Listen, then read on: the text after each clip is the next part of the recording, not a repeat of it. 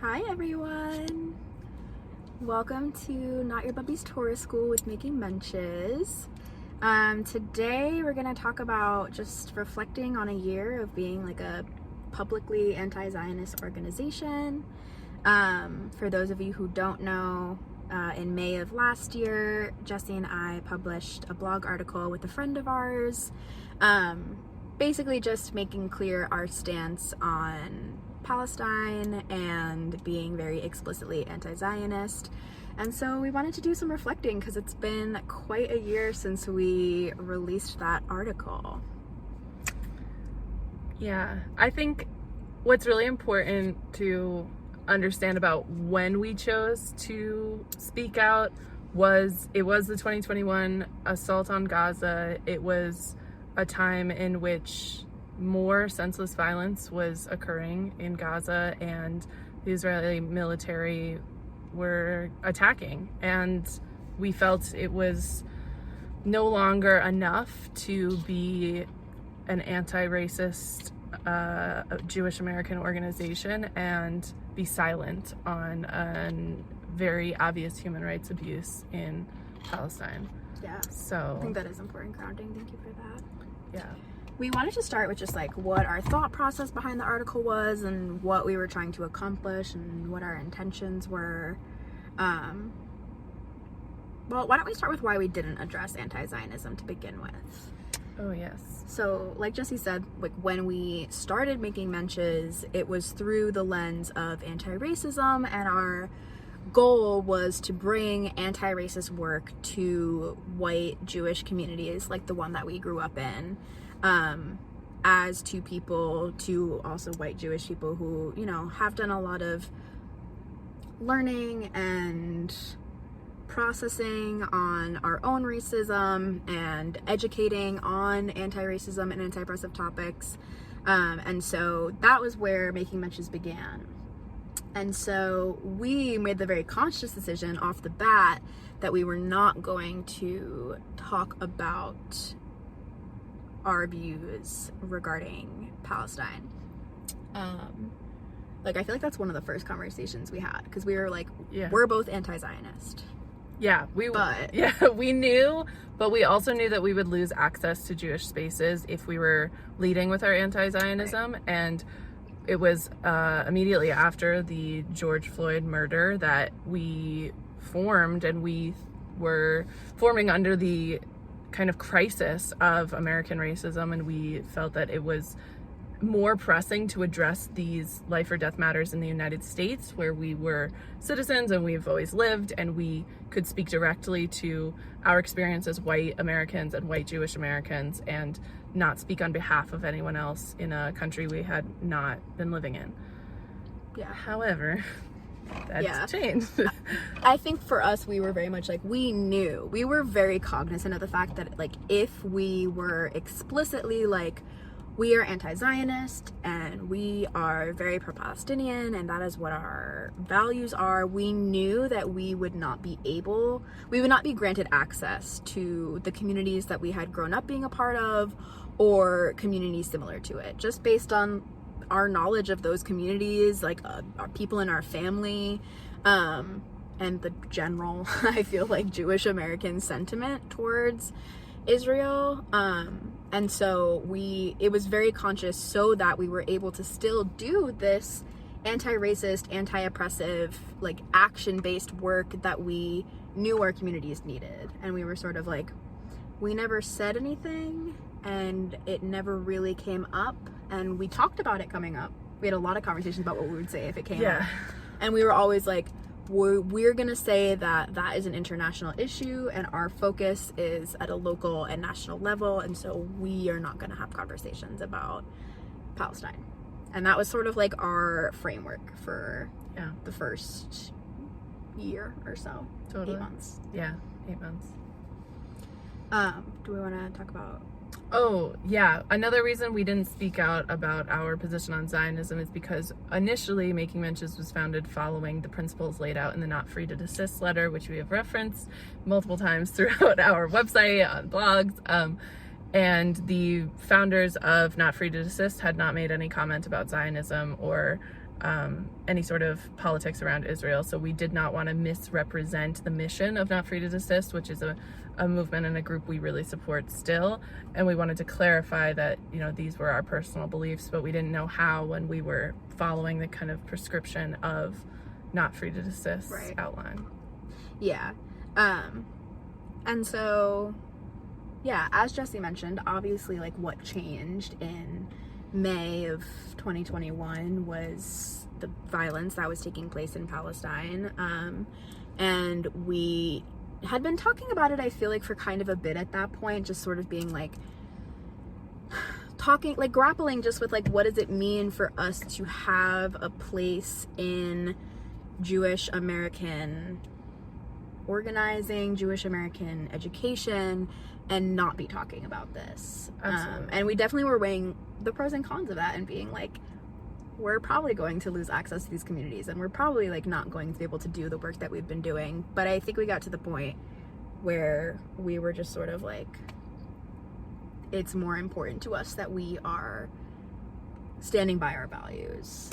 Yes, another point I forgot to bring up when we were talking about this, but I'm going to bring it up now, is we also were very motivated by the U.S. arms deal, basically, to Israel at the time that we referenced in our article, because it is a pandemic. People are dying. It was a horrific time in America for people suffering from COVID, as well as a million other economic issues because of COVID. And we were, as a nation, giving millions of dollars of aid to Israel to, you know, fund and support the activities going on in Gaza at the time. So as Americans, we also felt that this direct linkage was especially important to speak out on, because it wasn't just a Jewish community issue. It was a political issue about, you know, where does our money go in America, and what are we funding, and how are we deciding that? Yeah, and we had also had a really, like, illuminating conversation with a synagogue in Canada that was just, like, they were really incredible, and they had us on just to, like, talk about our organization and the work that we did and do a Q&A with us. And there were a few people who were like, where do you stand on this? And we felt comfortable enough to be open in that space. But I think that's when we were really like, okay, like, we need to know what we're gonna say when people ask, and we're not gonna, like, lie. Yeah. So I definitely think also, because that was before we published an article. And I think that was also a catalyst. If you have not read the article and are interested in reading it, you can read it on our website under our blog section. We only have, like, 3 things on there, and the article is the first one. So if you want to know what we said, you can go ahead and read it.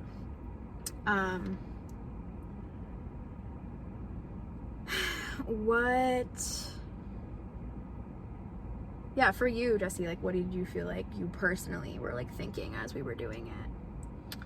I was personally terrified because of all the reputation we had built up and how many people we knew would be upset. I also think I felt really confident and supported by you, and, like, having you as, like, a co-conspirator in this, in being like, we're both risking everything together, and it felt really important. Like, I felt really kind of proud that we were able to articulate ourselves and put our stance out there. Not fearlessly, obviously, but, like, you know, doing it anyway despite the fear. Yeah. What did you feel? I do want to highlight, I think the risk was different for us because, like, Jessie, for those who don't know, like, is a Jewish educator, and, like, that is the work that she gets paid to do. And so, you know, for me, as someone who does a lot of work in, like, radical spaces, like, an anti-Zionist lens is, like, much more accepted, I think, and feel. And, like, I was less worried about the impacts it would have on my, like, actual financial stability. And so, like, I just want to caveat that with, like, I think the risk, obviously we knew what the risks were, but, like, Jessie was facing, like, real-time risks that, like, did come to fruition. The worst case happened. Literally. I was like, that's not gonna happen. Like, that would be, like, so wild if that happened. And it did. Which I guess can segue us into, like, what has our experience been since we released that letter? Well, I would like to point out that at first, nobody cared. I mean, literally, nobody was, everyone was like, no, okay, who are you? But on Instagram, I remember posting our initial statement, and we got tons of support, more than we were thinking. We got more likes on that than anything else we'd ever posted. Did well in the algorithm. But initially, we did not think it was going to be a big thing. Since it has become a big thing, I would say that I have gotten every reaction about that article, from you said nothing, you clarified nothing about your beliefs, to you've betrayed the Jewish people, to classic. You don't know what you're saying, you're not smart enough to make that statement, right, you have no idea the words you're using, what is wrong with you? But overall, I have gotten so much support, I think, since we put that out and since it has become newsworthy. And I don't want it to be overshadowed by all the like negative, bigoted, and hurtful things that have been said, because there is strength in the anti-Zionist community and in the anti-Zionist Jewish community. And it's so many people messaged me privately saying, I wish I could say it formally, I wish I could sign your letter, I wish I could agree with you, but I'm scared of the risks of my life and my job, and that's real. And so those messages of support, like, so valuable, so important. And I see everybody who is struggling with saying it out loud. Like, I am so glad to know that you're out there and you're supporting it. So, I don't know, what do you think our lives have been like since? I mean, I think we can do a broad overview just so people know what we're talking about, which is just that, like, yes.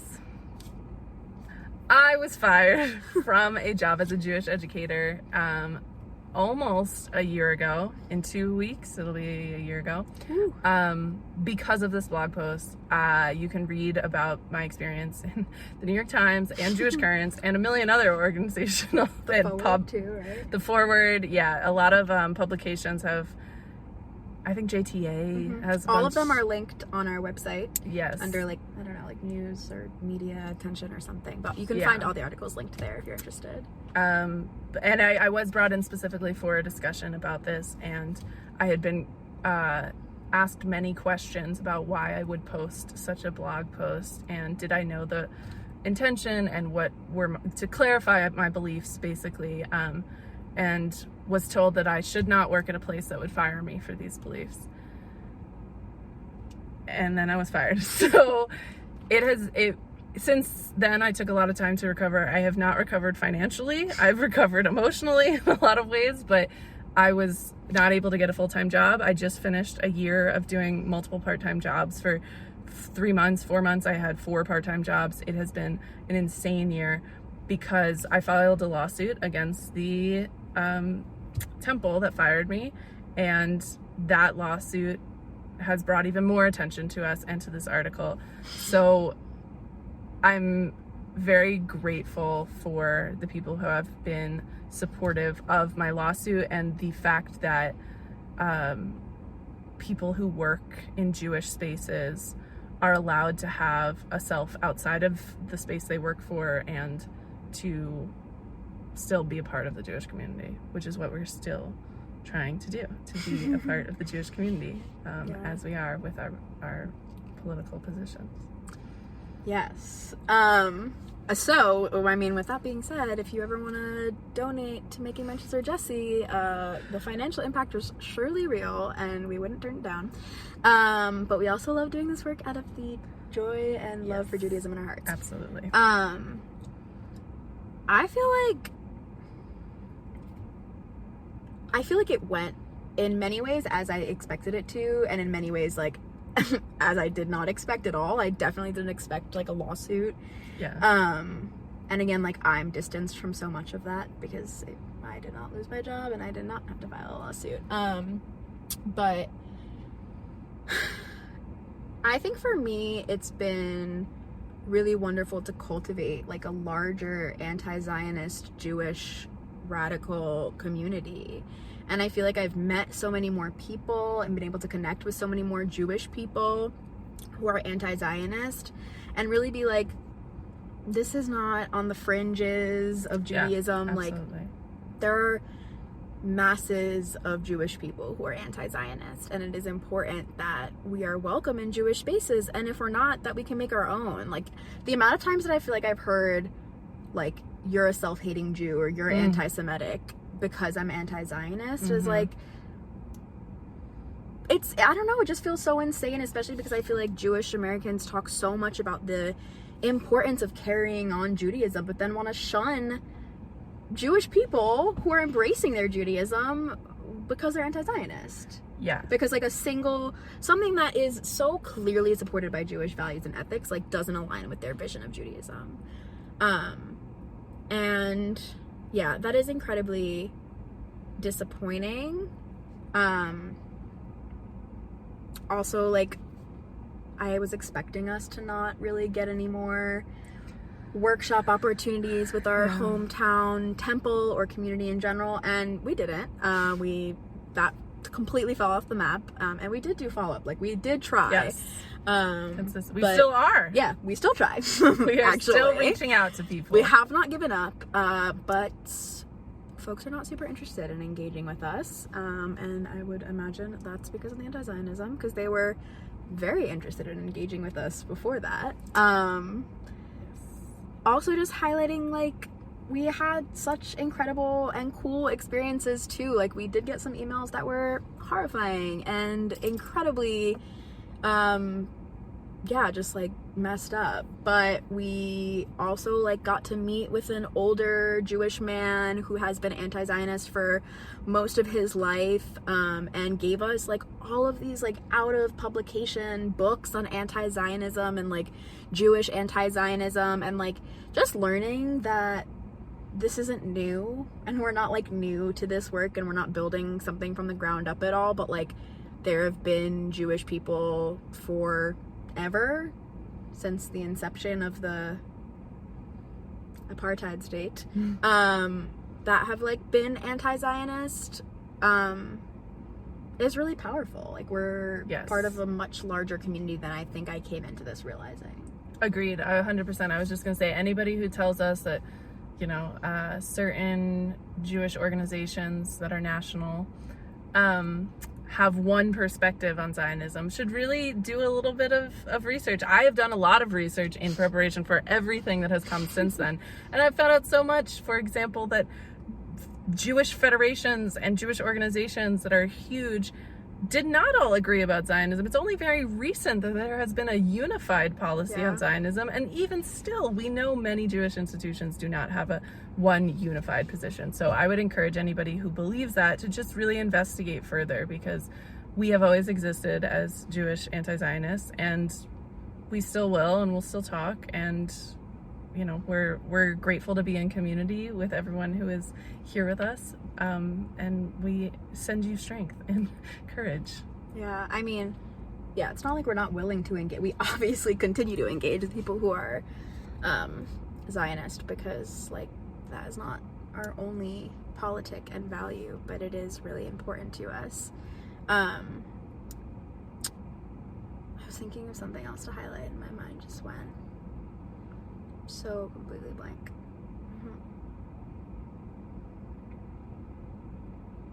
It's okay.